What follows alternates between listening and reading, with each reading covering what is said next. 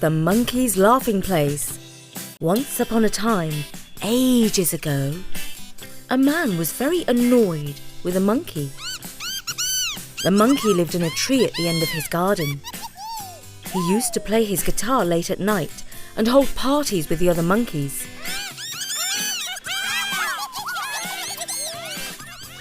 But the noise prevented the man and his children from falling asleep. And as they all had to get up early for work and school, they were constantly yawning. So one Sunday afternoon, the man decided to set a trap for the monkey. It was a clever snare that involved a rope, a stone, and a trigger. And it was all fastened to a bendy branch of the tree in which the monkey lived. On Monday morning, when the monkey was not feeling his best, he accidentally put one foot in the noose of the rope and stepped on the twig that was the trigger. The trap was sprung, and the monkey shot high up into the air. He found himself upside down, dangling with one foot caught tight in the rope. Now the jungle is a very gossipy place, and word soon got round that the monkey had been tricked and trapped. Soon the bear came lumbering along and gazed up at the monkey. "Serves you right," he growled. "You stole my honey." laughed the monkey. Then the jackal sloped up to the tree and snarled at the monkey. "Don't expect me to feel sorry for you. You threw a stick while I was fetching it. You stole all my food." "You loser!" "That was a clever trick." The heron flew past and said, "That monkey pulled faces and made me laugh so that I dropped the fish I had in my mouth." "That was one of my bears!" "That was a good one!" The crocodile crawled out of the river, especially to see the monkey. He had been furious with him for ages. He said accusingly, "When I was snoozing on the bank of the river, that monkey stuck his stick in my open mouth so that I couldn't close it." screeched the monkey hysterically. Then the tiger bounded up and roared. "Hey, Mr. Monkey! Why are you laughing so much? Don't you know you're done for now? I'll climb up and eat you before the man catches you." laughed the monkey at the top of his voice. "I don't see a joke. Did I say something witty?" asked the tiger. And then the bear said to the tiger, "You never made a witty remark in your entire life. But this monkey thinks everything is funny, even his own downfall." And then the crocodile snapped, "I'd like to see him smile on the other side of his face." And then the heron said, "There's something really fishy going on here." "Oh, that's such a good one!" And then the tiger roared, "Oh, tell me, monkey, before I eat you up, what in the world is so funny?" "Well, when I want to giggle, I just go to my laughing place. And I think of all the tricks that I can play, and I laugh all day long. And now that I can't go there, I just imagine I'm there, and I think of loads and loads of funny things. I just can't help myself. I've got to laugh." "A laughing place? What nonsense! I don't believe any of it," roared the tiger. But the bear scratched his head and said, "I'd like to see that laughing place." The tiger looked him in the eye and replied, "You dumb bear! The laughing place doesn't exist." The bear didn't like to be called dumb, and so to prove that he was more intelligent than the tiger, he punched him on the nose.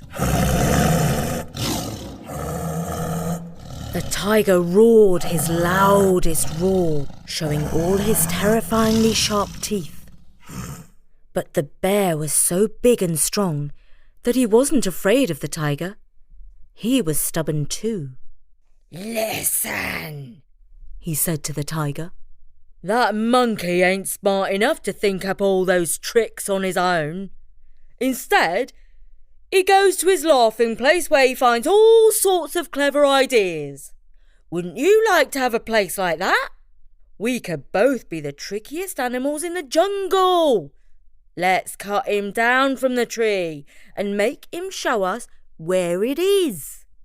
And if the laughing place don't exist, well, then we can just eat him anyway. What have we got to lose?"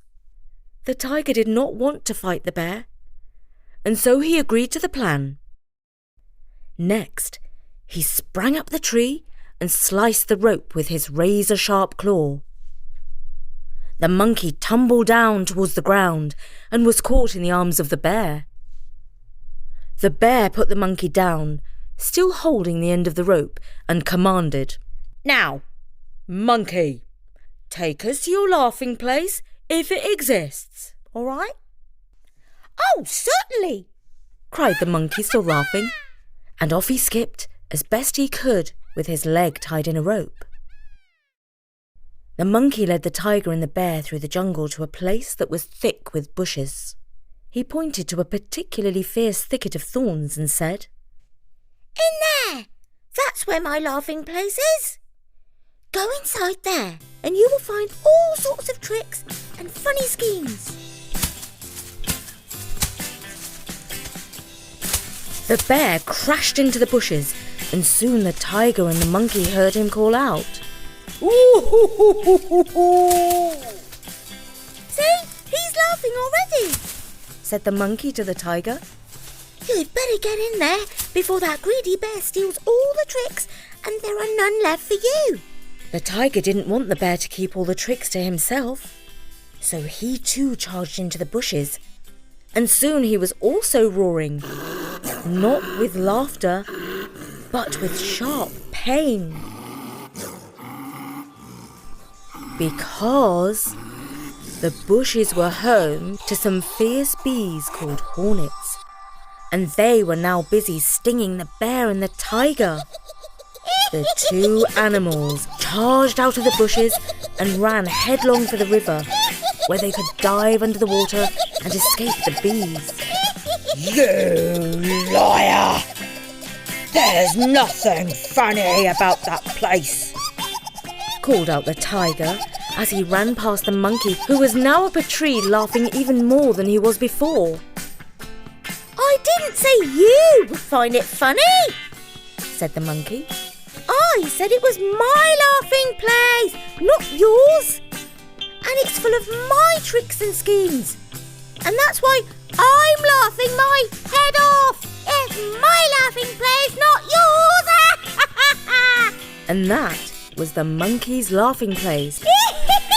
Written by Bertie and read by me, Jana, for StoryNori.com. It was adapted from Traditional Tales. In a moment, Bertie will be reading another story from our competition winners. But first, it's time to mention our wonderful sponsor, Athletic Greens.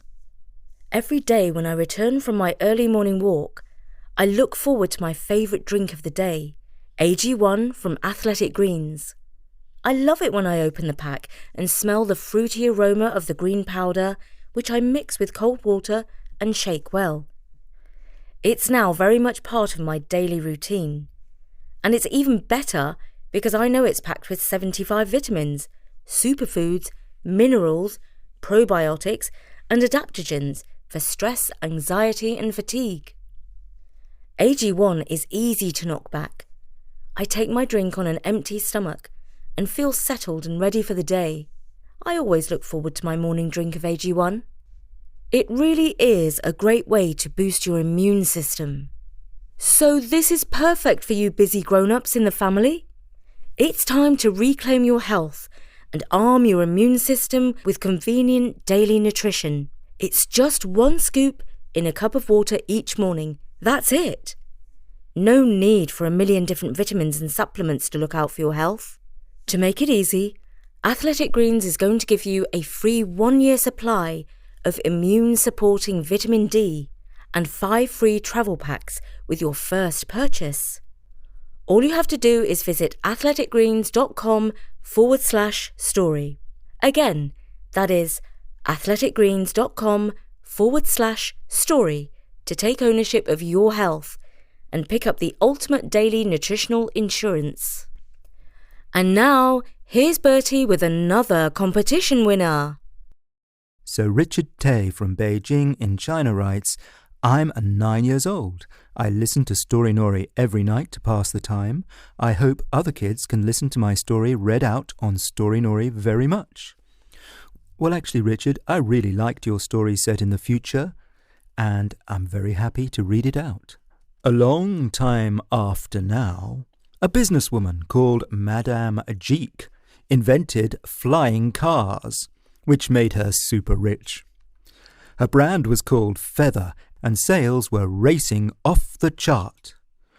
One day, when she flew her car, the battery ran out, and she fell down. Down and down she went for what seemed like 1 trillion years. Suddenly there was a great boom, and Madame Jeek realized that she had hit the ground. She had expected it to be in front of a candy shop shown on the sat-nav when she started falling, but she opened her eyes to check, and it was a strange place. She sat up, climbed out of the emergency hatch, and had a good look. Everything was upside down, the other way round from the way it was meant to be. She had a walk around, and once she crossed the road, she got into trouble. In her world, you might say our world, people crossed at green, but here people crossed on red. Of course, she didn't know, so she went on green. There was a car going by when she crossed, heading straight for her. If the driver hadn't been very experienced and hadn't immediately pressed the brake, the car would have crashed straight into her. The driver was mad and called the police. The policeman looked at Madame Jeek and asked, Where are your parents? Why, back home, Madame Jeek answered, feeling confused. All right. Why aren't you in school, kid? I don't go to school, do I? Replied Madame Jeek, feeling confused about being a kid. Well, we've got to get you into one, the policeman told her. Madame Jeek started to realize that people age backwards in this world, so she was considered to be a kid. So she was temporarily put into a class in the nearest school, where she listened to the lessons at the back of the classroom. At PE class, the teacher told them to line up in the corridor outside the classroom. She put her hands into her pockets because she was a bit cold. No pockets when lining up, grumbled the teacher. So she had to put her hands out into the cold. Once they got to the gym, the PE teacher howled at them. Today our target is to jump rope for 200 times. No talking, playing or cheating. She was shocked by the number 200, but she could only do as the PE teacher said because she recalled that when she was little, her PE teacher had scolded her for not doing the right thing. She was exhausted after the PE class and somehow sat through the final class, not even thinking. Now it was home time. She immediately looked across the direction of where she had first fallen into this land and saw her car there. She thought, if only I could somehow fly that car away. She became very hungry after all the adventures and backwards living and decided to buy some food.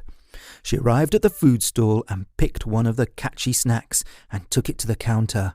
The cashier looked at the snack she had picked and said, That'll be $20. She took out one of the many $20 bills from her purse and gave it to the cashier. Cashier looked at it again and again and again and muttered, Did you draw this? Madame Jeek realized that they used different money in that place, and all the money in her purse had become worthless slips of paper. And now her stomach grumbled like thunder. She really needed some food, or at least some money. "Well, maybe I'll do what those poor people do, and beg," she thought. "I'm a celebrity, and I'm fancily dressed and everything, and if I suddenly start to beg, people will think I'm crazy." In the end, she was so hungry that no matter what, she started to beg. She wandered off into the crowded street and emptied her ultra-luxury handbag to be used as a money container. Only a few extremely careless people dropped some plastic chips. She finally managed to buy a tiny box of cookies and ate them at lightning speed.